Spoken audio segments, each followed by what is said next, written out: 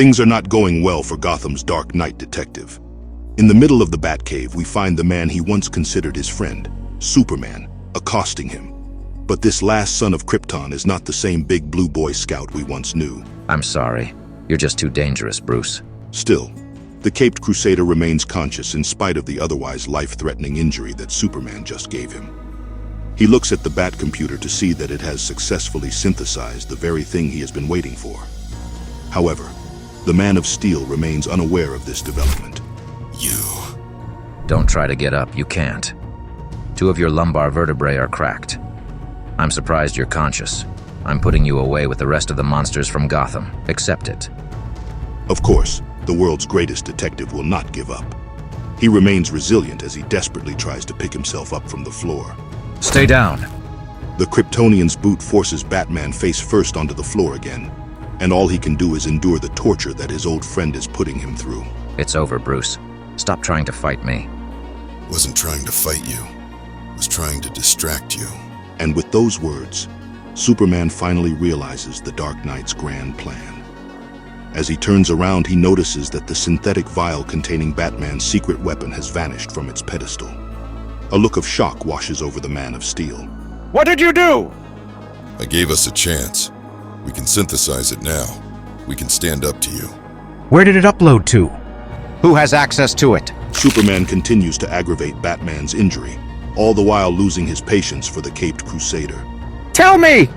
No matter what you tell yourself in the future, I want you to remember this moment. For a brief second, the man who once was the world's greatest superhero realizes what he has done. I didn't mean to.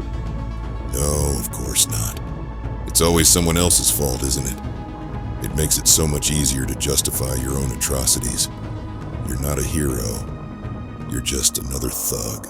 The Man of Steel feels chastised, realizing that he has become the very thing that he and the rest of the world's heroes have tried to stop after all this time. But as the Dark Knight said, this is only a distraction. Clark Kent. Huh? Alfred? For a man who gets exceedingly touchy whenever one of his rogues involves one of his loved ones in their dastardly plans, Clark Kent seemingly forgot one important rule. You don't mess with friends and family. On that note, Alfred Pennyworth, Bruce Wayne's closest confidant and surrogate father, greets the power-hungry Man of Steel with a headbutt straight to his alien nose, turning it into a faucet of Kryptonian blood. And it's here that we discover what this prized vial contains.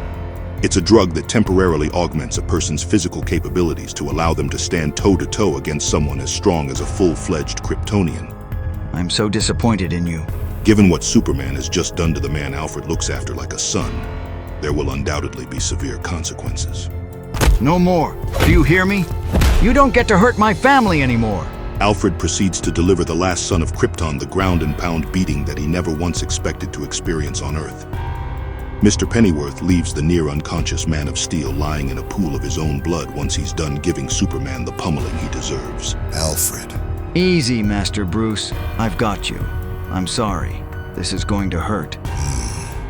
What about? We have everything we need, sir. And with that, Alfred has just shown that not even the world's most powerful man can stand a chance against him when the chips are down.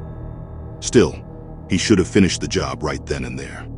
Because a day later, we find that Superman has recovered from his wounds and has promptly started his crusade against Batman and the rest of the superheroes who wouldn't join his regime. The Man of Steel is accompanied by other so-called superheroes who share his misguided ideals, like the Flash, Cyborg, Raven, and Damian Wayne. They address the world in the middle of a UN assembly. The Man of Steel persistently convinces the masses that he and his regime are dedicated to maintaining global order. He even goes so far as to use the memory of his dead wife, Lois Lane, as part of his campaign. As a reporter, my wife, Lois Lane, spent her time uncovering evil. She believed that no matter how well injustice, corruption, and evil hid, it could always be rooted out. It could always be exposed. We are gathering our forces. We will expose Batman and all who seek to aid him. The last thing Lois ever said to me was, "Save the world. I intend to. Whatever it takes." Superman's lackeys surround him as he finishes his speech.